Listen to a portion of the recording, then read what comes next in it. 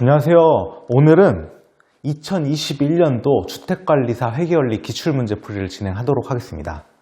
먼저 문제 1번. 다음 각 설명에 해당하는 감사 의견은, 이거는 사실 회계 문제라기보다 그냥 회계 감사 문제라고 보시면 되는데요. 한국채택국제회계 기준을 위배한 정도가 커서 재무제표가 중대한 영향을 받을 때 표명된다. 회계 기준을 위배한 정도가 크다. 그러면은 이거는 부적정 의견입니다. 부적정 의견이고요. 재무제표에 대한 감사 범위가 부분적으로 제한되거나 또는 재무제표가 한국채택국제회계 기준을 부분적으로 위배해서 작성된 경우에 표명된다. 그걸 하면은 한정이죠. 그래서 이거는 정답이 4번이고요. 만약에 이제 이 기준을 위배한 정도 말고 감사 범위가 부분적으로 제한된 게 아니라 엄청 너무나 제한 범위가 커가지고 의견을 낼 수가 없다. 그러면은 의견 거절이고, 회계 기준에 따라서 적절하게 처리가 됐고 감사 범위가 제한되지도 않았다. 그러면 적정 의견 이렇게 나오게 됩니다. 2번. 재무제표의 요소의 정의에 대한 설명으로 옳은 것은 1번. 자산은 현재 사건의 결과로 기업이 통제하는 미래의 경제적 자원이다. 틀렸고요. 현재 사건이 아니라 과거입니다. 과거 사건의 결과로 기업이 통제하는 미래가 아니라 현재의 경제적 자원이다 라고 해야 맞고, 부채는 과거 사건의 결과로 기업이 경제적 자원을 이전해야 하는 과거 의무이다. 일단 이거 과거 사건의 결과는 맞는데요. 이 과거 의무가 아니라 이것도 현재 의무입니다. 현재 의무라고 보셔야 되고, 3번. 자본은 기업의 자산에서 모든 부채를 차감한 후에 자녀 지분이다. 정확하게 맞는 표현이죠. 그래서 2번의 정답은 3번이고요. 4번. 수익은 자산의 감소 또는 부채의 증가로서 자본의 증가를 가져온다. 일단 자본의 증가를 가져오는 건 맞는데요. 수익 항목이 발생할 때는 대변 항목이잖아요. 오른쪽 대변 항목에 발생을 하면서 자산의 감소가 아니라 자산의 증가 또는 부채의 감소, 이렇게 해야 이게 맞는 말이고요. 5번. 비용은 자산의 증가 또는 부채의 감소로서 자본의 감소를 가져온다. 이것도 자본의 감소를 가져오는 건 맞는데 이게 반대죠. 자산의 감소고 부채의 증가라고 해야겠죠. 이 비용 같은 경우에는. 그래서 2번의 정답은 3번이 되는 것입니다. 3번.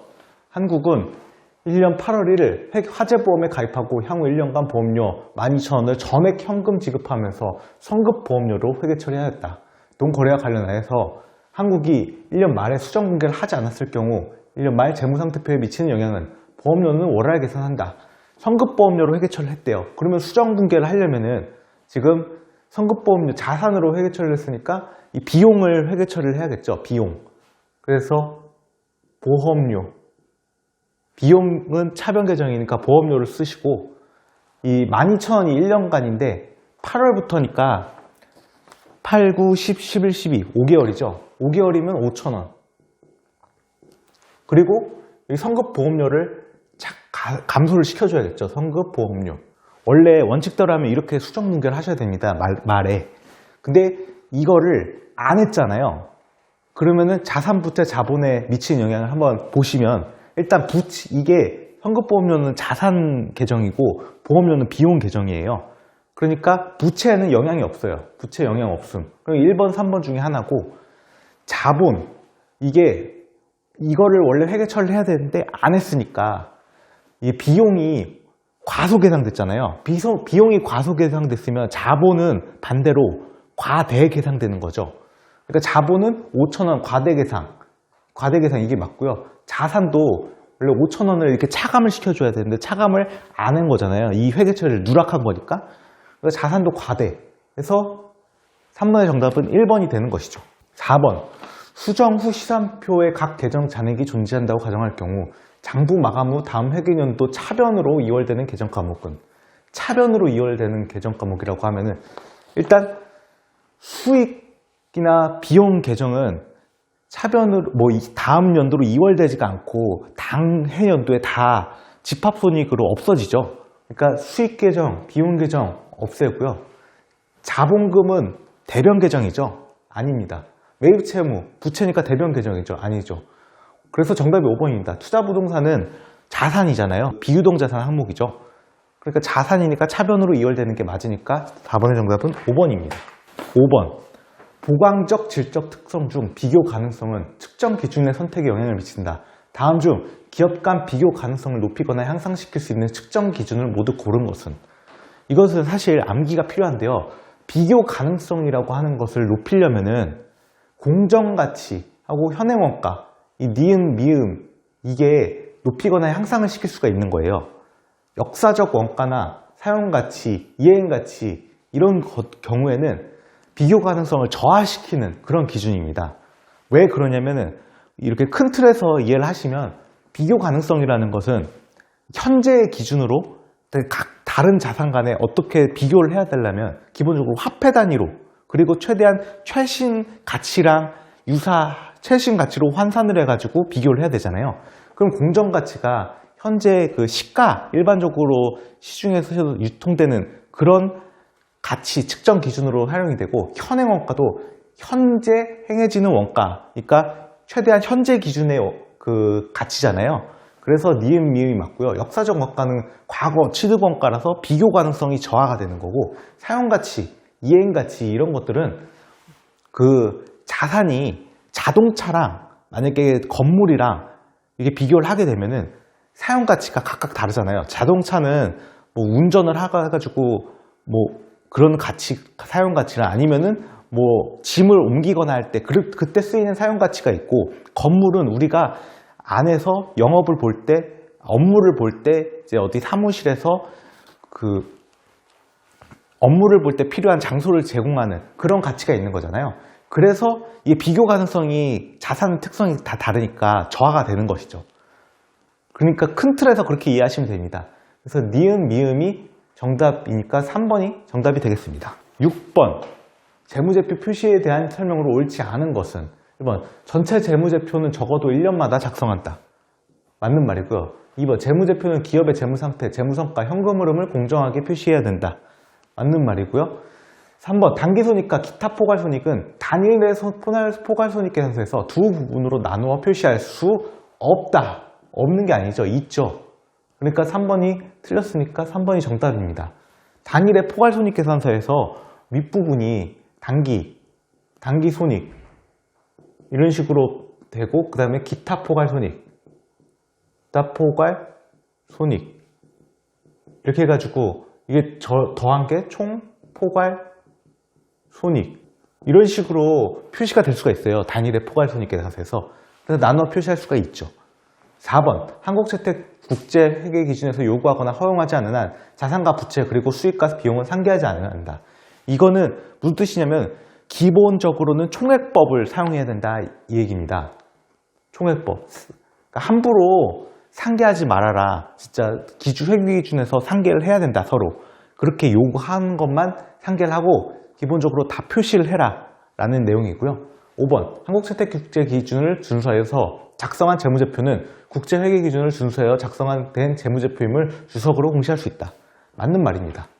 그래서 6번의 정답은 3번입니다. 7번. 한국에 1년도 현금흐름표 자료가 담가왔을 때 투자활동 현금흐름은 투자활동 현금흐름이라고 하는데, 여기 보시면 재무활동, 영업활동 나와 있잖아요. 그러니까 투자활동 또 나와 있으니까 일단 현금흐름표에서 크게 현금흐름이라는 거는 영업활동, 재무활동, 투자활동 이렇게 나눠져 있다라는 것을 아시면은 풀 수 있는 그런 문제입니다. 일단 순현금, 여기는 기말이랑 기초현금 및 현금성 자산 있잖아요. 그러니까 순현금 흐름은 기말이 5천이고 기초가 9천이니까 마이너스 4천이죠. 줄었다 이 얘기입니다. 근데 재무활동, 그 현금 흐름이 마이너스 17,000, 그리고 영업활동 25,000, 그리고 투자활동 현금 흐름을 X로 놓으면은 이 X를 구하면 되는데요. 이게 마이너스 12,000원 이렇게 나오거든요. 그래서 여기 1번이 정답이 되는 것입니다. 이거는 현금 흐름표가 크게 영업, 재무, 투자활동으로 나눠져 있다. 이런 것을 물어보는 문제입니다. 8번. 다음 자료를 이용해서 계산한 기초자산은 기초자산을 구하는 문제인데요. 잘 보시면 여기는 기초부채, 기말부채, 기말자산 이런 식으로 나와 있잖아요. 기말 부채랑 기말 자산이 있으니까 기말 자본을 구할 수 있고, 유상증자, 현금배당, 총포괄이익이 나와 있으니까 자본의 변동을 알 수가 있어서 역산을 하는 문제입니다. 먼저 기말부터 구해보겠습니다. 기말 재무상태표, 제가 BS라고 쓸게요. 밸런스 시트의 약자인데, 기말 자산을 차병대종이니까 여기 있죠. 10만 원이고, 기말 부채가 6만 원이고, 그러면 자본 나오잖아요. 자본이 역산하면은 4만 원이 나오겠죠. 그러면 기초 자본을 X라고 놓고, 유상증자 같은 경우에는 돈이 들어오는 거고 자본이 증가됐죠. 그래서 더하고, 그리고 현금배당은 자본이 감소하는 거죠. 마이너스 5천 원. 총포괄이익은 자본이 증가되는 거니까 2만 원. 이렇게 해서 이게 기말 자본이 4만 원이 된다라고 하면은 기초 자본을 구할 수가 있어요. 이 X는 15,000원이 나오고요. 이 X가 기초 자본이잖아요. 근데 여기 기초 부채 나와 있죠. 그러면 기초 부채랑 기초 자본을 알 수 있으니까 기초 자산도 구할 수가 있겠죠. 기초 자산은 Y라고 치면은 기초 부채 5만 원 더하기 기초 자본 15,000원 하면은 65,000원이 됩니다. 그래서 정답은 2번입니다. 9번. 포괄손익계산서에 나타난 항목이 아닌 것은? 이거 1초 만에 풀 수 있는 문제죠. 1번입니다. 이거 유동자산 항목이죠. 미수수익은. 나머지 매출액, 유형자산 처분이익, 이자 비용, 법인세 비용 다 손익계산서 항목이죠. 다음으로 10번. 수익 또는 비용에 영향을 주지 않는 것은? 1번. 용역 제공 계약을 체결하고 현금을 수취하였으나 회사는 기말 현재 거래 상대방에게 아직까지 용역을 제공하지 않았다 라고 하면은, 이거는 회계 처리를 현금 먼저 받았고, 그 다음에 용역 계약 제공을 하지 않았으니까 추후에 용역 제공을 해야 할 의무가 있잖아요. 그럼 선수금, 이런 식으로 회계 처리를 하게 됩니다. 그러니까 이거는 자산의 증가고 이거는 부채의 증가잖아요. 수익 비용에 영향을 주지 않는 것이죠. 그래서 정답이 1번입니다. 2번. 외상으로 제품을 판매하였다. 그러면은 매출액 계정이 뜨겠죠. 매출액. 그리고 매출액, 그리고 왼쪽에는 해보겠습니다. 매출. 이런 식으로 뜨고, 외상이니까 외상, 매출금, 이런 식으로 될 거고요. 또 여기 매출 원가도 나올 수가 있겠죠. 이 제품. 계속 기록법 하에서는 뭐 이런 식으로 회계 처리가 될 수 있겠습니다. 2번인. 3번. 홍수로 인해 재고자산이 침수되어 멸실되었다. 이건 재손실이죠. 재손실. 그리고 재고자산. 이거니까 재손실, 비용 계정이니까 이것도 영향을 주죠, 다. 그리고 거래처 직원 접대하고 현금 지출했다. 현금. 대변에 현금이 나가는데, 여기 차변에는 접대비죠. 접대했다고 하니까. 접대비는 비용 항목이니까 이것도 맞고. 5번. 회사가 사용 중인 건물의 감가상각비를 인식하였으나 현금이 유출되지는 않았다. 이거 감가상각비죠. 감가상각비. 그리고 대변에는 감가상각 누계, 감누라고 쓰겠습니다. 이런 식으로 되면 여기 감가상각비 비용에 영향을 미치니까 이것도 다 수익 비용에 영향을 미치는 그런 거래들입니다. 1번만 빼고요. 11번. 다음 중 충당부채를 인식하기 위해 충족해야 하는 요건은 모두 고르는 것은? 1번. 기업. 과거 사건의 결과로 현재 법적 의무나 의제 의무가 존재한다. 맞고요. 니은. 해당 의무를 이행하기 위하여 경제적 효익이 있는 자원을 유출할 가능성이 높다. 맞습니다. 디귿. 미래에 전혀 실현되지 않을 수도 있는 수익을 인식하는 결과를 가져온다. 이거는 아니고요. 해당 의무를 이행하기 위해 필요한 금액을 신뢰성 있게 추정할 수 있다. 리을 맞습니다. 참고로 충당부채를 인식하려면은 이 기역, 니은, 리을 전부 다 요건을 만족을 시켜야 충당부채로 인식할 수가 있습니다. 그러니까 이거 정답은 4번이죠. 12번. 현금 흐름표상 영업활동 현금 흐름에 속하지 않는 것은? 영업활동, 투자활동, 재무활동 현금 흐름에 속하지 않는 거, 이런 것들은 좀 암기가 필요한 부분인데요. 일단 신주 발행으로 유입된 현금, 이거 유상증자죠. 유상증자 하는 거는 재무활동입니다. 바로 정답이 나왔죠. 1번이고요. 2번. 재고자산 구입으로 유출된 현금. 재고자산은 영업활동과 관련이 있죠. 맞고, 매입 채무 지급으로 유출된 현금. 이것도 영업활동 관련된 그 채무니까 맞고요. 종업원 급여 지급으로 유출된 현금. 종업원 급여를 지급하는 거는 영업활동과 관련이 되어 있으니까 맞고요. 고객에게 용역 제공을 수행하고 유입된 현금. 이거 매출 관련 이제 현금이죠. 수익이니까 맞고요. 그래서 12번의 정답은 1번입니다. 다음으로 문제 13번. 실질재고조사법을 적용하는 한국은 1년 기말재고자산 10,000원 누락하여 과소계상하였다. 해당 오류가 향후 밝혀지지 않을 경우 다음 설명 중 옳은 것은? 이거 먼저 기초재고 수식을 쓰고 시작하겠습니다. 단기 순매입 매출원가 더하기 기말재고죠. 기말재고 자산이 누락됐대요. 그리고 과소계상됐다니까 기말재고가 과소계상. 제가 화살표로 표시를 하겠습니다. 과소계상을 했으면 기초재고 단기 순매입에게는 여기 문제가 없으니까 당연히 매출원가가 과대계상됐겠죠. 그래서 1번에 1년 매출원가 10,000원 과대계상된다. 바로 정답이 나온 것입니다. 13번에 1번이 정답이고요. 1년 또 영업이익은 10,000원 과대계상된다. 이 매출원가가 비용이잖아요. 비용이 과대계상되면 비용이 더 많아지면 이익은 줄어들잖아요. 그러니까 비용이 과대가 아니라 과소죠. 그래서 2번 틀렸고요. 2002년 기초재고자산은 10,000원 과대계상된다. 1년도 이게 1년도예요. 그리고 다음 연도 기초재고자산은 그 전년도 기말재고자산이랑 같은 말이잖아요. 그러면 이게 기말재고가 10,000원 과소계상되는데 다음 연도 기초재고자산은 10,000원 과대가 아니라 과소계상돼야 되겠죠. 그래서 3번도 틀린 겁니다. 그리고 다음 연도 매출원가는 10,000원 과대계상된다 라고 하는데 그 일반적으로 봤을 때 기말재고 그 1년도 기말재고가 그 다음 연도 02년도에 매출원가로 팔리게 되잖아요. 그러면 얘가 기말재고가 그 전년도 기말재고가 과소계상되었는데 과소계상되는 게 매출원가로 반영이 된 거니까 매출원가도 그만큼 과소계상이 되어 있겠죠. 이 과대가 아니라 과소입니다. 그래서 틀렸고요. 누락된 기말재고 자산이 2년 중 판매되었다면 3년도 매출총이익은 10,000원 과대계상된다. 일단 이게 3년도 그 매출총이익하고 전혀 매출총이익, 매출원가, 기말재고 이런 거하고는 전혀 관련이 없습니다. 과대계상, 과소계상 둘 다 아니고요. 아예 그 상관이 없는 겁니다. 그 1년도에 그 과대계상 오류는 그 다음 연도에 조정이 다 되거든요. 매출 원가로 반영이 되든가 해가지고요. 그렇기 때문에 13번의 정답은 1번입니다.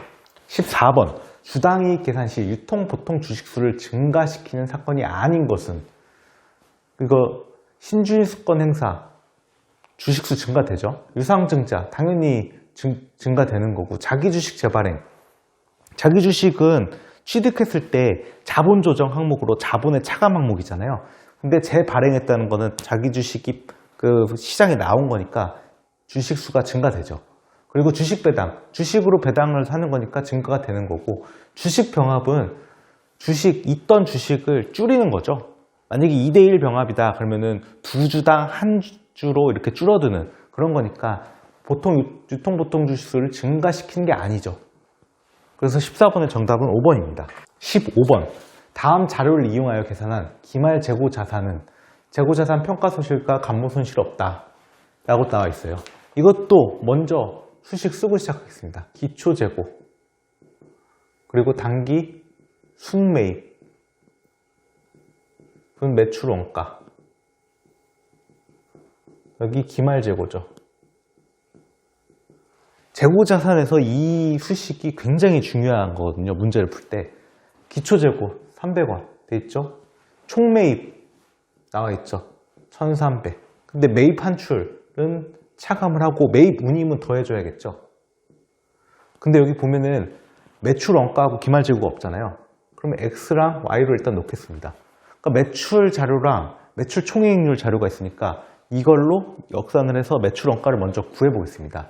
순매출액부터 구하겠습니다. 순매출 같은 경우에는 총매출 1600에서 매출한이 빼주죠. 50. 근데 매출운임은 여기서 차감을 하지 않습니다. 매출운임 같은 경우에는 판매비 관리비 항목으로 차감을 하기 때문에 매출 차감 항목이 아니에요. 그래서 이거는 1550원입니다. 이게 차이입니다. 매입운임 같은 경우에는 매입가에게 더해주는데 매출운임은 여기다가 차감을 하지 않는다라는 것을 꼭 아셔야 됩니다. 그리고 매출 총이익률은 이제 원래 매출원가 이제 구해야 되잖아요. 순매출액에다가 1 마이너스 매출 총이익률 이렇게 하면은 사실 나오죠. 1395이고요. 여기 1395니까 Y 기말재고 구할 수 있겠죠. 이 기말재고가 175예요. 그래서 정답이 15번의 정답 4번인데 왜 이렇게 되냐라는 걸 잠깐 말씀을 드리면 보통 매출에서 매출 원가를 차감을 하면은 매출 총이익이 나오잖아요. 매총이라고 쓰겠습니다. 매총. 그러면은 지금 매출 총이익률이 매출 분의 매출 총이익이잖아요. 이게 0.1, 10%니까 0.1이죠. 1인데 이거 분의 이게 0.1이면 이거 분의 이거는 당연히 0.9겠죠. 이거 더하기 이거가 매출 원가 더하기 매출 총이익이 순매출일 테니까 0.9겠죠. 이거 분의 이거는 0.9. 그래서 여기다가 0.9를 곱하게 되는 겁니다. 매출에다가 0.9를 곱하면 1395 이렇게 나오는 것이죠. 16번 기타 포괄 이익을 증가 또는 감소시키는 거래는 1번 매출 채권에 대한 손상인식, 손상차손이니까 단기 비용이죠. 단기 순이익 쪽에 감소시키는 요인이고 신용으로 용역 제공, 매출 항목이죠. 수익 항목이니까 아니고 판매 직원에 대한 급여 미지급 이거는 차변에 급여 나오고 대변에는 미지급 비용 뭐 이런 식으로 해가지고 급여니까 비용을 증가시키는 거죠. 아니고 영업용 차량에 대한 감가상각비 인식 감가상각비 같은 경우에는 여기 판관비 쪽으로 들어가겠죠. 이거는 이것도 아니고 유형자산에 대한 최초 재평가에서 평가이익 인식 이거는 재평가잉여금입니다. 재평가잉여금 항목으로 이게 자본잉여금 항목이잖아요. 재평가잉여금으로 이게 기타 포괄손익 항목이잖아요. 그래서 5번이 정답입니다. 17번 실지재고조사법을 적용하고 있는 한국의 1년 재고자산 관련 자료가 다음과 때 가중평균법에 의한 기말재고자산은 이게 굉장히 중요합니다. 실지재고조사법. 실지재고조사법은 마지막에 계속기록법하고 달라요. 이거하고 계속기록법이랑 다르거든요. 실지재고조사법은 거의 기말쯤에 가가지고 장부가 실제로 재고가 얼마나 있냐 이렇게 하는 거고 계속기록법은 계속적으로 이제 재고가 판매될 때마다 기록을 하는 그런 기록 방법인데요. 실지재고조사법에서 가중평균법이라는 건 총평균법을 의미를 합니다. 총평균이라는 거는 단위당 원가 있잖아요. 이 재고의 단위당 원가가 기초재고 매입분이랑 해가지고 이것만 고려하는 거예요. 판매분은 고려 안 하고. 근데 만약에 계속기록법으로 해가지고 가중평균법이다 하면 이동평균법이라고 하는데 그거는 판매분을 고려를 해요. 그러니까 예를 들어 단위당 원가 구할 때 90에다가 10을 곱하는 게 아니라 이 차가 90개에다가 40개 판매된 거를 뺀 50개에다가 10을 곱하고 뭐 이런 식으로 단위당 원가 구하는 게 달라지게 됩니다. 지금 기말재고자산 구하는 거잖아요. 여기 기말재고 70개라고 나와 있죠. 여기 재고자산 평가 손실은 없다라고 되어 있는데 이거 기초재고 매입된 거 더하고 판매된 거 빼보면은 기말재고 70이거든요. 그래서 재고자산 감모 손실도 없어요. 그래서 기말재고자산 금액 구해보면 일단 70개죠. 남아있는 게. 여기서 이제 단위당 원가를 어떻게 구하냐.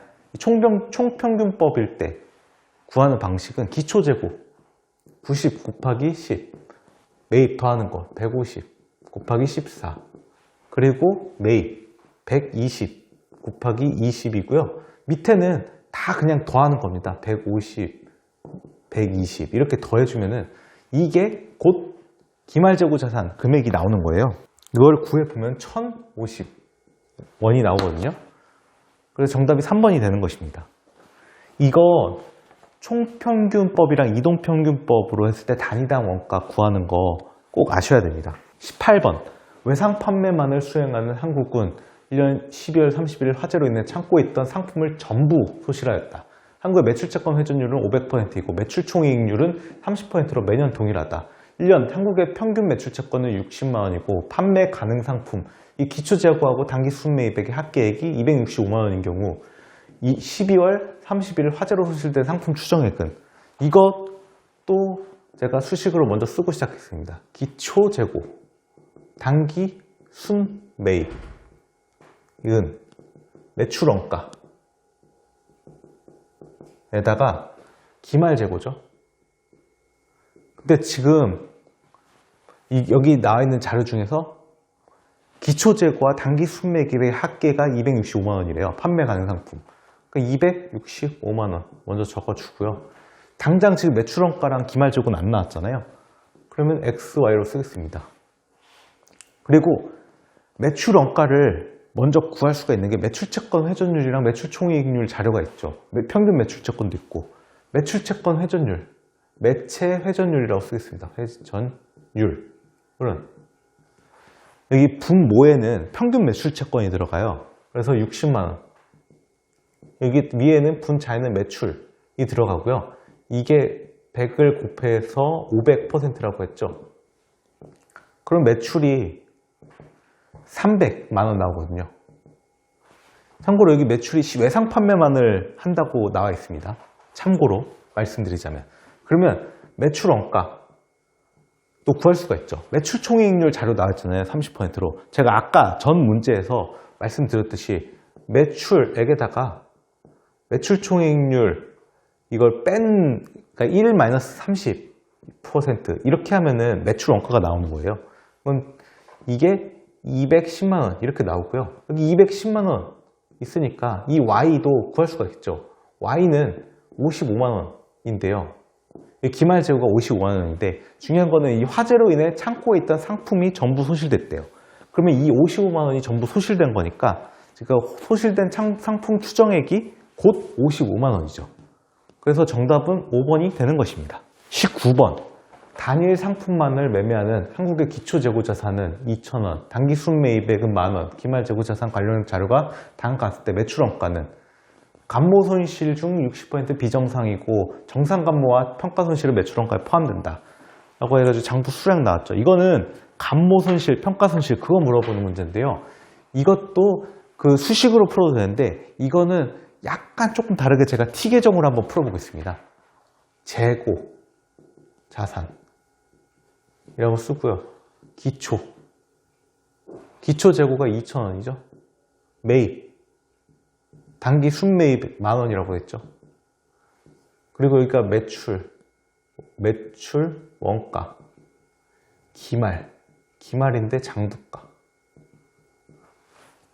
사실 기초에서 단기 순매입을 더한 게 매출원가랑 기말재고랑 같은 거, 그 수식을 이렇게 그림으로 표현한 것입니다. 그럼 기말재고를 먼저 쓰면 장부 수량 50개, 이거 단위당 원가 50원이죠. 여기 감모손실부터 먼저 계산하죠. 그러면은 실제 수량이 45개니까 45개고 단위당 원가는 50 그대로 써줍니다. 그리고 순실현 가능 가치가 단위당 원가보다 낮은 경우에 적가법으로 해가지고 이제 평가손실이 나오죠. 45개에다가 40 이렇게 하면은 숫자가 다 나오거든요. 이게 2,500, 2,250 그리고 1,800 이렇게 나오고요. 이게 감모손이죠. 감모손은 250 그리고 평가손 450. 여기 정상 비정상 나눠야겠죠. 비정상 60%가 비정상이라고 하니까 여기다가 60%를 곱하면은 150 나오고 이게 100 나옵니다. 그러면 일단 매출원가는 이 자료로 통해서 구할 수가 있는데요. 먼저 어떻게 구하냐? 이때 기말 장부가 여기 기말 그냥 장부가 50개에다가 50 곱한 거 이게 2,500이잖아요. 여기 차변 쪽은 12,000원이죠. 그럼 12,000원에서 2,500을 일단 뺍니다. 그러면 9,500 나오겠죠. 여기서 이제 정상 더해줘야겠죠. 정상감모. 그리고 평가손실 더해주죠. 450. 그러면 1050원이 나와요. 여기 정상감모하고 평가손실은 매출원가에 포함한다고 되어 있으니까 이런 식으로 풀면 됩니다. 그래서 19번의 정답은 3번이 되는 것입니다.